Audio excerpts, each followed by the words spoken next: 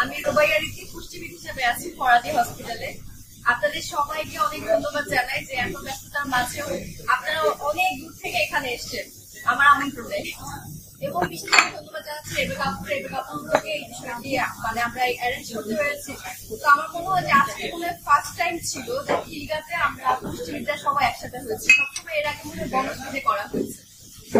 তো আজ 8ই মার্চ বিশ্ব নারী দিবস। যদিও এই বিষয় নিয়ে আমার কথা বলতে ইচ্ছাই করছে না, কারণ এই বিষয়ে যদি বলি ভালো বলবো, পজিটিভ তো বলার প্রশ্নই আসে না, নেগেটিভ কথাই আসছে। তো যার কারণে আমি এই বিষয়টা স্কিপ করতে যাচ্ছি। আজকে নারী দিবস, এই নারী দিবস নিয়ে তো কথাই বলতে যাচ্ছি না, কিন্তু যেহেতু আজকে একটা দিন ছিল, সেই দিন হিসাবে আজ আমরা নারী পুষ্টি নিয়ে একটা সাবজেক্ট রেখেছি, যেখানে আমরা আজকে গেস্ট স্পিকার হিসেবে রেখেছি নাসরিন রুলি আপুকে, এবং গেস্ট হিসাবে রেখেছি ফারিয়া ইসলাম বৃষ্টি আপুকে।